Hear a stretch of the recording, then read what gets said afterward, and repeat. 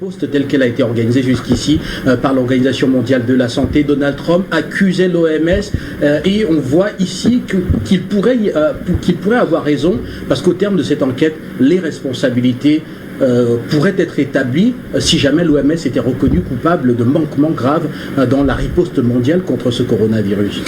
Je pense que les enquêtes seront lancées, sont déjà même presque ouvertes, même si officiellement ce n'est pas complètement déclenché.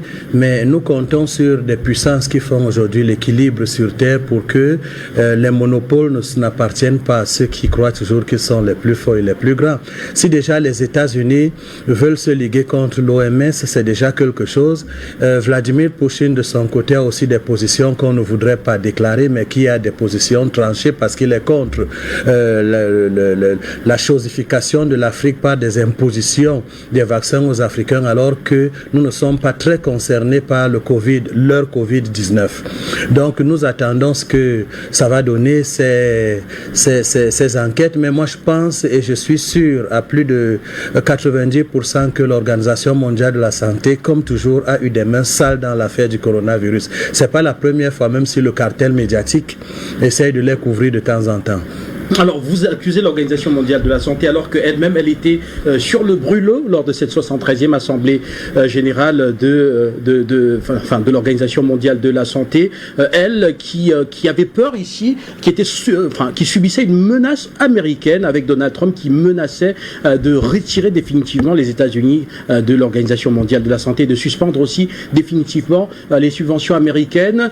On a donc finalement vu l'OMS prendre plutôt à bras ouvert ce projet européen d'enquête indépendante qui quand même pourrait lui permettre, pourquoi pas, de sauver l'essentiel, à savoir garder les États-Unis comme pays membre et garder également ses subventions américaines. Si nous ne connaissons pas comment fonctionne le grand théâtre mondial aujourd'hui avec des bandits qui s'unissent pour tromper les gens, ça veut dire qu'on ne comprendra jamais rien. Et puis la géopolitique internationale sera seulement ce qu'on peut appeler du politiquement correct pour mener les gens en bateau.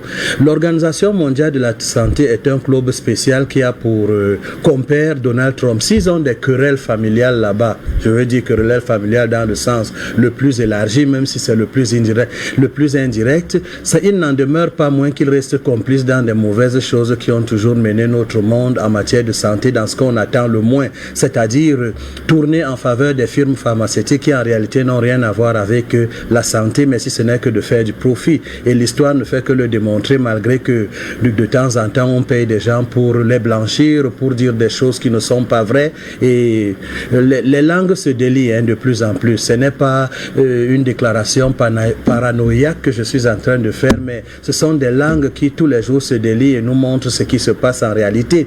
D'un côté, une information qu'on voudrait rendre disponible à tout le monde, mais sans chercher à savoir si cette information est fondée, elle est vraie ou en rapport avec la réalité. C'est ce que le monde nous a souvent amené. C'est pourquoi vous pouvez comprendre aussi simplement que l'argent fabrique, la terre fabrique de l'argent, mais il y a des crises économiques. Il y a assez de nourriture sur terre, mais il y a de la famine partout dans le monde. Il y a la possibilité de gérer la planète de la manière la plus simple par l'intelligence, mais les crises sont justement fabriquées parce que le monde est géré par une poignée de personnes qui voudraient garder le monopole de tout et maintenir les gens assujettis pour survivre comme si la planète était... Entre autres, n'est-ce pas, souhaiter que soit reconnu comme universel la santé sur la planète et également que les moyens de lutte contre le coronavirus puissent être universels, y compris la vaccination. On l'a dit à de nombreuses reprises sur ce plateau et l'on en est maintenant à se demander pourquoi aucun pays africain on n'a entendu aucune dénonciation de la part de pays africains vis-à-vis de ce projet européen. Mais dans la logique qui voudrait que le monde soit dirigé comme il est dirigé aujourd'hui, avec pour capitalisme à outrance comme principe de base, il est normal que certaines personnes ne se prononcent pas pour dire qu'ils consentent, mais parce qu'ils ont peur d'être détruits. Je me souviens de ce qui s'est passé quelque part au Venezuela il n'y a pas très longtemps, avec un président qui voulait se fermer complètement. Les firmes pharmaceutiques ont bloqué les ARV et les kits de dialyse, et ils ont monté un soi-disant opposant pour faire avec la foule la folie habituelle de la foule si folle que ça a failli transformer le Venezuela en quelque chose de catastrophique. Vous pensez que les Africains sont si libres pour résister ou se prononcer? Ils ont quels moyens financiers? Il suffit qu'on bloque les kits des ARV, il suffit qu'on bloque les tests fallacieux qu'on nous verse ici, ou bien qu'on stoppe les kits de dialyse pour que le président le plus rebelle soit muet et qu'il s'assoie pour négocier, pas parce qu'il est content de négocier.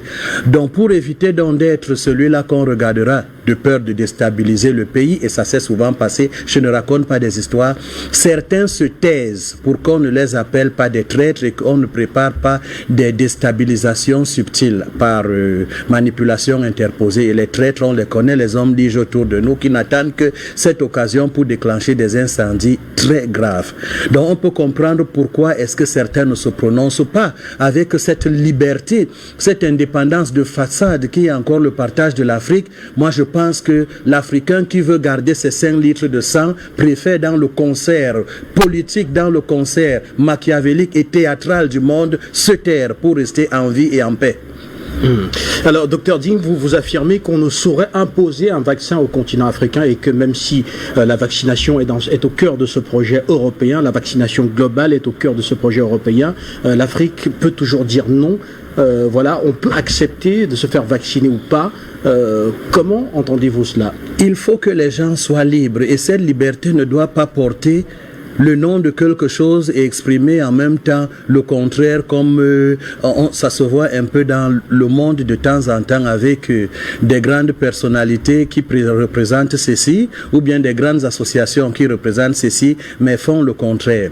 Cette liberté voudrait que le continent soit libre d'accepter des propositions internationales, parce qu'il faut bien qu'on se dise, moi je ne veux pas parler n'importe comment, pourquoi toujours se diriger vers l'Afrique, mais ils sont incapables de l'imposer à celui qu'ils appellent Fula, de l'autre côté de la Corée du Nord? Eh bien parce qu'il y a du répondant, et à la mesure de l'attaque.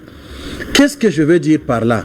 Si l'Organisation mondiale de la santé acceptait que les Africains s'assoient et qu'ils aient leur firme qui fabrique les vaccinations contrôlées par les Africains, on comprendrait leur balbutiement ou bien leur chansonnade, je préfère appeler ça parce que ce sont des cymballades. Faire comme si on est là pour le bien des humains alors qu'on s'apprête justement à leur donner un fil à retordre tel que leur vie peut en dépendre et peut être détruite. Bon, donc moi je pense que les Africains ont besoin de vraie indépendance et une liberté vraie.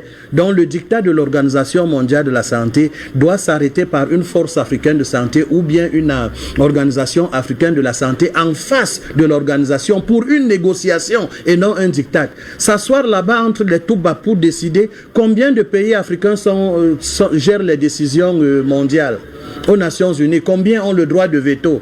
Nous sommes les derniers et on voudrait nous imposer ce qu'ils ont pilé pour qu'on avale n'importe comment sans maudire. Mais je dis et je répète, tant que les nations ne donneront pas à l'Afrique qui nourrit l'Occident dans plusieurs sens, un sens égalitaire, c'est-à-dire dans la table des négociations, que les Africains aient le droit de veto, nous considérerons toujours leurs bonnes paroles comme des pièges mortels. Et l'histoire l'a démontré. Ils n'ont jamais négocié pour le bien de l'Afrique. Ils le disent si bien, comme quelqu'un qui vient te promettre qu'il te bénira et il te file une balle dans le ventre.